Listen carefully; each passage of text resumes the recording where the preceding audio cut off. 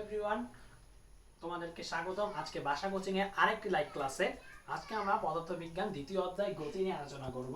তো এই অধ্যায়টা খুবই ইম্পর্টেন্ট ফর এসএসসি। আমাদের এসএসসির জন্য সবচেয়ে গুরুত্বপূর্ণ একটা অধ্যায়ের মধ্যে এই অধ্যায়টা অনেক ইম্পর্টেন্ট একটা অধ্যায়, যেখান থেকে প্রতি বছর একটা সৃজনশীল আসে এবং তার সাথে কিছু এমসিকিউ আসে।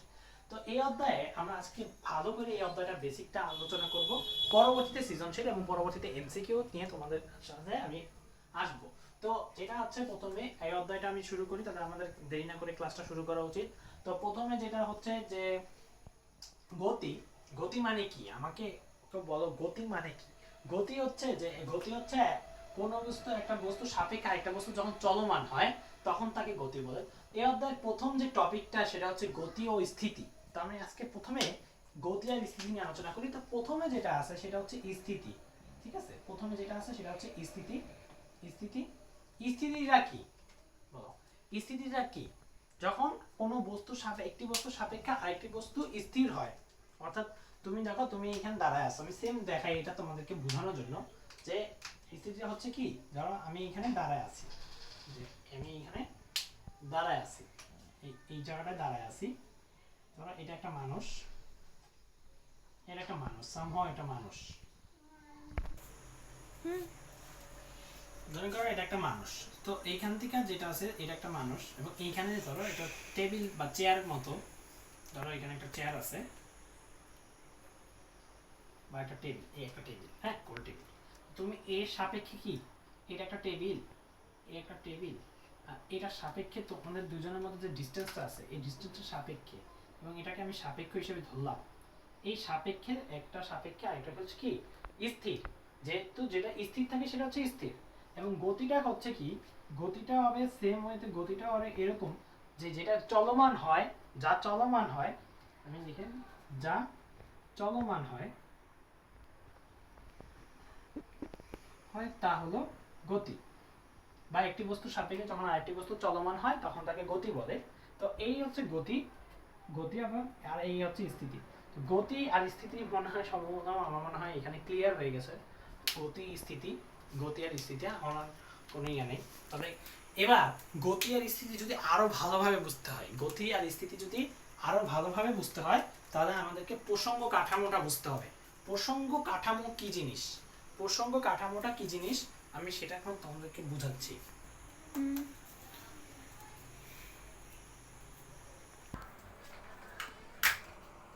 তাহলে আমরা প্রথমে যেটা বলছিলাম যে আমাদের গতি আর স্থিতি বোঝার জন্য প্রসঙ্গ কাঠামো বুঝতে হবে। আচ্ছা, প্রসঙ্গ কাঠামোটা কি? প্রসঙ্গ কাঠামো যেটা আছে,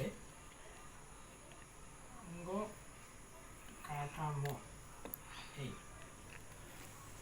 প্রসঙ্গ কাঠামোটা হচ্ছে যে কোনো বস্তু পরিপার্শ্বের সাপেক্ষে, যে বস্তু পরিপার্শ্বের সাপেক্ষে, অর্থাৎ একটা বস্তুর সাপেক্ষে, হ্যাঁ,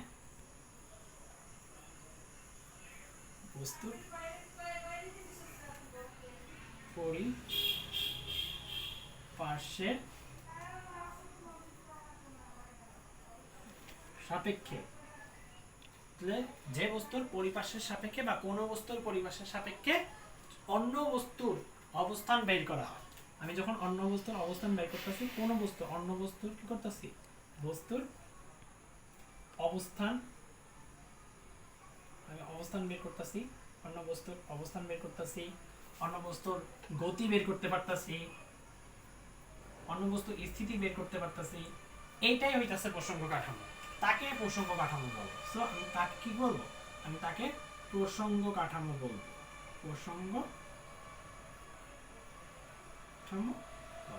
প্রসঙ্গ কাঠামোটা আমি দেখছি যে কোনো বস্তুর পরিপার্শ্বের সাপেক্ষে যখন আমরা অন্য বস্তুর অবস্থান বাইর করতে পারতেছি সেটা হচ্ছে প্রসঙ্গ কাঠামো। সো তাহলে এখানে দেখা যাচ্ছে প্রসঙ্গ কাঠামোটা তাহলে বোঝা গেছে যে একটা বস্তু আছে এবং এই বস্তুটার সাপেক্ষে এই বস্তুটা গতিশীল কিনা, বা এই বস্তুটার সাপেক্ষে এই বস্তুটা স্থিতিশীল কিনা, এটা আমরা বুঝতেছি প্রসঙ্গ কাঠামোর মাধ্যমে। এই জন্য গতি আর স্থিতির সাথে প্রসঙ্গ কাঠামোর একটা সম্পর্ক আছে। তারপরে যেটা আমাদের পড়তে হবে সেটা হচ্ছে, তাহলে যেটা বললাম, কিন্তু এখন আমাদের যেটা হচ্ছে সেটা হচ্ছে যে আমাদের গতি আর স্থিতি নিয়ে মাথা না ঘামালেও চলবে। কারণ কি, যেটা আমাদের মূল কথা হচ্ছে এই মহাবিশ্বের সকল গতি আপেক্ষিক, মহাবিশ্বের সকল গতি আপেক্ষিক, সকল স্থিতি আপেক্ষিক। একটা উদাহরণ দিলে তোমাদের মাথা একদম ভালোভাবে ঢুকবে যে আসলে গতি আর স্থিতি কেন, আর মহাবিশ্বের সকল গতি আপেক্ষিক কেন, সকল স্থিতি আপেক্ষিক কেন। তাহলে যেটা বললাম আমি যে মহাবিশ্বের সকল গতি আপেক্ষিক, সকল স্থিতি আপেক্ষিক। ধরো তুমি তুমি এটা হচ্ছে একজন ব্যক্তি, হ্যাঁ, আর তোমার বন্ধু, তোমরা দুজন কোথায় যাচ্ছ? ট্রেনে আছো। তুমি আর তোমার বন্ধু, এই দুজন, এবং তোমরা দুজন কোথায় যাচ্ছ? ট্রেনে যাচ্ছ। এই ধরো একটা ট্রেন, এটা হচ্ছে ট্রেন। তোমরা ট্রেনে করে যাচ্ছ, এবং তুমি আর তোমার বন্ধু পাশাপাশি বসছো এক সিটে তোমরা পাশাপাশি বসছো। তাহলে এখন দেখো, তুমি তোমার বন্ধুর সাপেক্ষে তোমরা দুজন স্থির, ট্রেন চলছে, তোমরা স্থির, অ্যাট দ্য সেম টাইম, অর্থাৎ ওই সময় এই জায়গায় একটা ধানের ক্ষেত ছিল, এবং ধানের ক্ষেতে একজন কৃষক, তিনি মাঠে কাজ করতেছিলেন, তিনি ধান উঠাচ্ছিলেন। ধরো একজন কৃষক,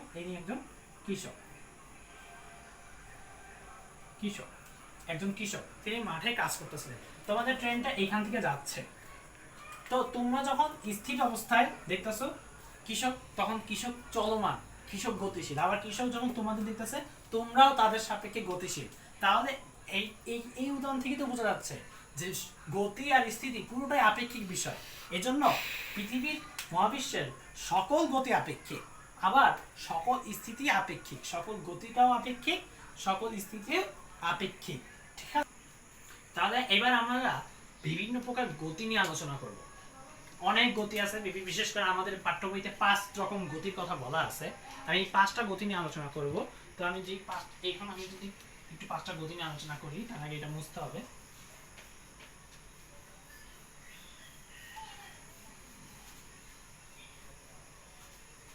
ওকে, তো প্রথম যে গতিটা নিয়ে আমরা আলোচনা করব সেটা হচ্ছে, প্রথমে আমাদের বইতে দেওয়া আছে সরল রৈখিক গতি। ঠিক আছে, সরল রৈখিক গতি। তো যেটা আমি দেখি সরলরৈখিক গতি। এখন সরলরৈখিক গতি আর কি বুঝাবো? সরলরৈখিক গতি একদম সোজা যে গতিটা, যে কোনো বস্তু যদি সোজা দেয়, ধরো এই একটা বল, এবং এই বলটা সোজা এই পর্যন্ত আসলো, তাহলে এটা কি গতি? সরলরৈখিক গতি। এটা কিছু করার নেই, এটা সরলরৈখিক গতি, কিছু নেই। সেকেন্ড যেটা আমি তোমাদেরকে বুঝাবো সেটা হচ্ছে ঘূর্ণন গতি। 2 নাম্বার হচ্ছে ঘূর্ণন গতি। তো 2 নাম্বার ঘূর্ণন গতিটা বোঝাই। ঘূর্ণন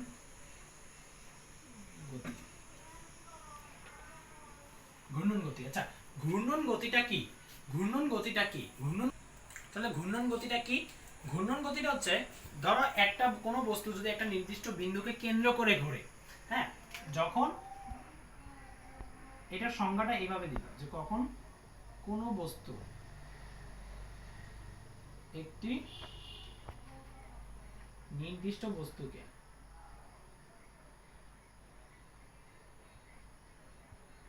কেন্দ্র করে ঘুরছে। এটা তো বইতে আছে সংজ্ঞাটা, তারপর দিতেছি যে কেন্দ্র করে ঘুরে,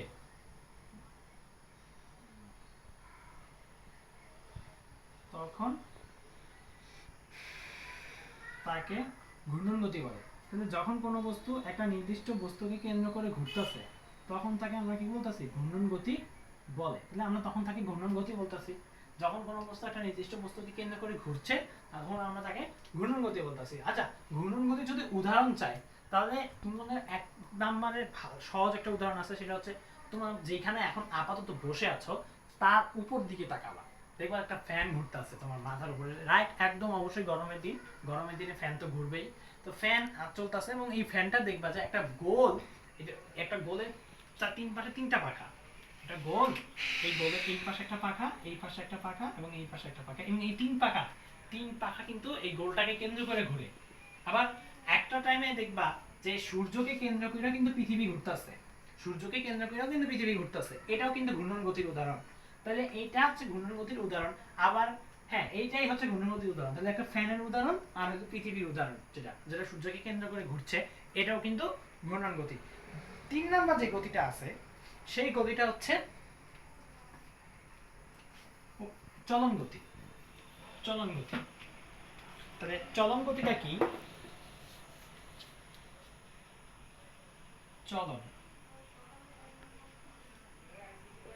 চলন গতিটা আমি একটু বুঝাই। চলন গতি, তাহলে চলন গতিটা হচ্ছে তাহলে চলন গতিটা কি? চলন গতিটা হচ্ছে, ধরো কোনো বস্তু যদি এমন ভাবে চলতে থাকে, কোনো বস্তু যদি এমন ভাবে চলতে থাকে, আমি দেখাই এটা লিখে, যদি এমন ভাবে চলতে থাকে। আচ্ছা, কোনো বস্তু যদি এমন ভাবে চলতে থাকে, এগুলো কিন্তু ইম্পর্টেন্ট ক নাম্বারের জন্য। ক নাম্বারের জন্য ইম্পর্টেন্ট, কতে আসতে পারে জ্ঞানমূলক হিসেবে। এমসিকিউতে এগুলো আসে না। যখন কোনো বস্তু যদি এমন ভাবে চলতে থাকে যাতে করে সকল কণা সমান সময় সমান দূরত্ব অতিক্রম করে, তাহলে আমি দেখাচ্ছি যাতে করে এর সকল কণা তাহলে এর সকল কণা কি করতেছে? সমান সময় সমান দূরত্ব অতিক্রম করতেছে। সকল কণা সমান সময়ে দূরত্ব অতিক্রম করছে। তাহলে এর সকল কণা সমান সময় সমান দূরত্ব অতিক্রম করতেছে করে, তাকে আমরা কি বলি? চলন গতি বলি। চলন গতি বলি বলে। এবার চলন গতির উদাহরণ দেই। তুমি একদম সহজ যদি উদাহরণ একটা চাও, তাহলে চলন গতির একটা সহজ উদাহরণ হচ্ছে কি, একটা বই, এই বইকে তুমি একটা বই আনবা, ধরো এইখানে একটা টেবিল, এই টেবিল, এবং এই টেবিলে এই জায়গায় একটা বই আনবা, এই জায়গায় ঠিক এই পয়েন্টে একটা বই রাখবা, এবং এই পয়েন্ট বই রাখার পর এই বইটাকে তুমি ঠেলা দিবা হাত দিয়ে ঠেলা দিলে পর এই বইটা এইখান থেকে এই পর্যন্ত আসবে, অথবা এই বইটা এইখান থেকে এসে একদম পড়ে যাবে ঠাস করে। এই যে পড়ে যাওয়ার সময় এই বইটা সব ভিতরে যত কণা আছে এই কণাগুলো কিন্তু সমান সময় সমান দূরত্ব অতিক্রম করছে। বা একটা প্লেন যাচ্ছে, এই প্লেন যাচ্ছে, এটা দিয়ে বুঝাই। একটা প্লেন ধরো যাচ্ছে এখান থেকে যাচ্ছে, আবার এখান থেকে বাঁক নিতেছে, সে আস্তে আস্তে বাঁক নিয়ে আবার এই প্লেনটা এইখান থেকে যাওয়া শুরু করছে। অর্থাৎ এই প্লেনটা যে এইখান থেকে এই পর্যন্ত আসছে, অর্থাৎ বাঁকটা নিছে সমান সময় কিন্তু সমান ওই কণাগুলো কিন্তু সমান সময় সমান দূরত্ব অতিক্রম করছে, অর্থাৎ একসাথে তারা গেছে। অর্থাৎ কণাগুলো যদি একসাথে যায় সেটাই হবে চলন গতি। সেটাই হবে কি? চলন গতি। বা কণাগুলো গতিশীল আছে, এটাকে বলে চলন গতি। এরপর যেটা আছে সেটা হচ্ছে পর্যায়বৃত্ত গতি, আর একটা হচ্ছে সরল স্পন্দন গতি। পর্যায়বৃত্ত গতিটা যদি আমি একটু তোমাকে বুঝাই,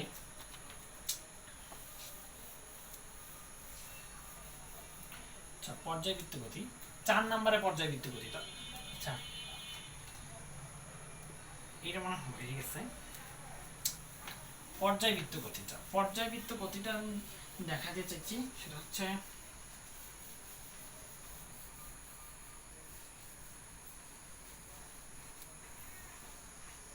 পর্যায়বৃত্ত গতি কি? 4 নম্বরে যেটা আছে সেটা হচ্ছে পর্যায়বৃত্ত গতি।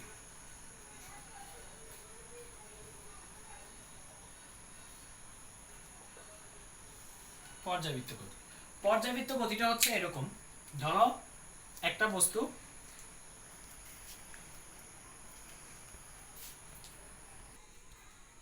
তাহলে পর্যায়বৃত্ত গতিটা হচ্ছে কোনো বস্তু যদি একটা নির্দিষ্ট বস্তুকে নির্দিষ্ট সময় পর পর অতিক্রম করে। একটা বস্তু ধরো এই হচ্ছে কি, যে কোনো বস্তু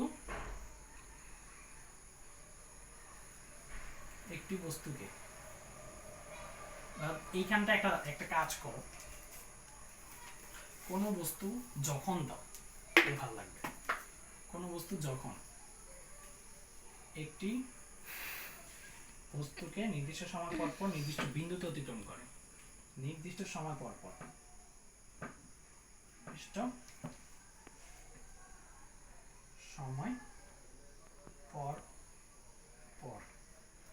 নির্দিষ্ট বিন্দুতে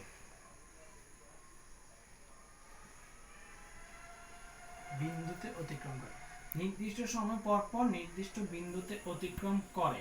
তাহলে আমরা দেখতেছি যে কোনো বস্তু যখন একটা নির্দিষ্ট বস্তুকে নির্দিষ্ট সময় পর পর নির্দিষ্ট বিন্দুতে অতিক্রম করে, তখন আমরা এটাকে বলতে পারবো, তখন আমরা তাকে বলতে পারবো পর্যায়বৃত্ত গতি।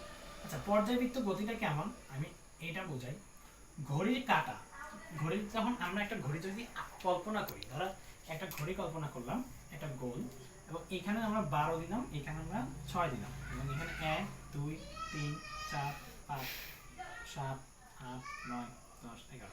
সো এই একটা ঘড়ি, এবং এই কাঁটাটা দেখো এখান থেকে এই এই কাঁটা, এই কাঁটাটা কিন্তু একটা নির্দিষ্ট সময় পর পর 12 অতিক্রম করে না।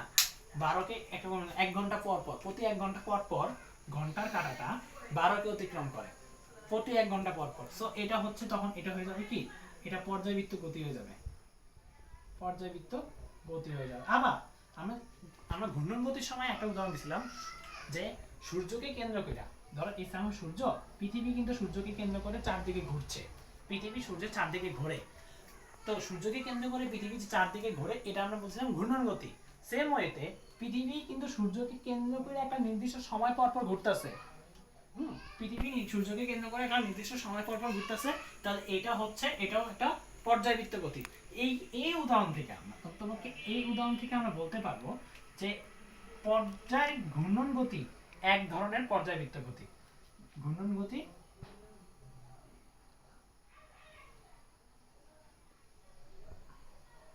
এক ধরনের পর্যায়বৃত্ত গতি, এটা এমসিকিউতে আসতে পারে। ঘূর্ণন গতি এক ধরনের পর্যায়বৃত্ত গতি। এই হলো পর্যায়বৃত্ত গতি। পর্যায়বৃত্ত গতিটা বুঝলাম যে কোনো বস্তু যখন একটি নির্দিষ্ট বস্তুকে নির্দিষ্ট সময় পর পর নির্দিষ্ট বিন্দুতে অতিক্রম করে তখন তাকে পর্যায়বৃত্ত গতি বলে, এবং এই যে উদাহরণ, এবং এটা দিয়ে আমরা বুঝতে পারি যে ঘূর্ণন গতি এক ধরনের পর্যায়বৃত্ত গতি। এরপর যে গতিটা আছে সেটা হচ্ছে সরল স্পন্দন গতি। তো সরল স্পন্দন গতি হচ্ছে, সরল স্পন্দন গতি এখানে লেখা যাবে না, জায়গা হবে না এখানে, এখান থেকে লিখতে হবে, এটা মুছে দিচ্ছি।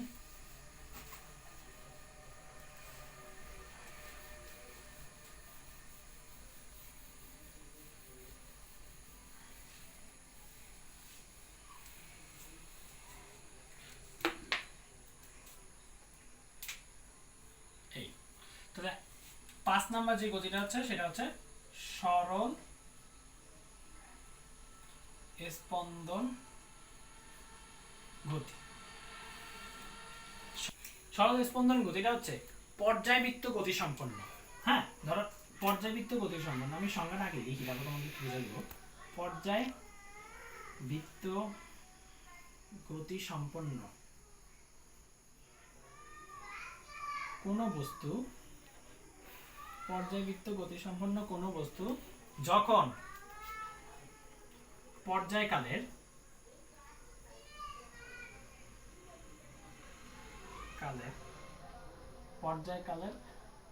অর্ধেক সময়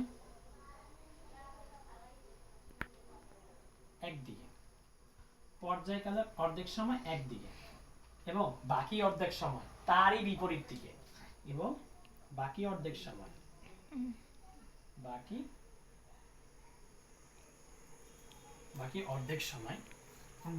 অর্ধেক সময় তার বিপরীত দিকে অবস্থান করে।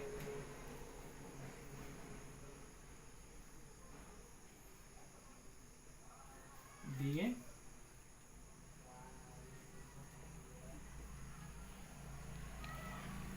তাকে আমরা কি বলি, তাকে আমরা সরল স্পন্দন গতি বলি।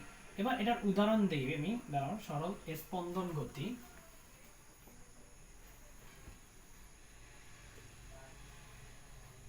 সরল স্পন্দন গতি বল। তাহলে দেখো, পর্যায়বৃত্ত গতি সম্পন্ন কোন বস্তু যখন পর্যায়কালের অর্ধেক সময় একদিকে, বাকি অর্ধেক সময় তার বিপরীত দিকে অবস্থান করে। দেখো একটা মানুষ, ধরো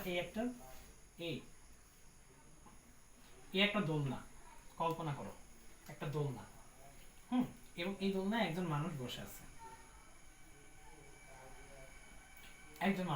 দোলনায়, এবং দোলনাটা যখন পিছন থেকে কেউ ঠেলা দিবে, হ্যাঁ, একটা দোলনাকে যখন পিছন থেকে ঠেলা দেওয়া হবে তখন এই দোলনাটা এইবার এদিকে আসবে সামনে একবার, এবং ঘুরে আমার পিছনে যাবে না।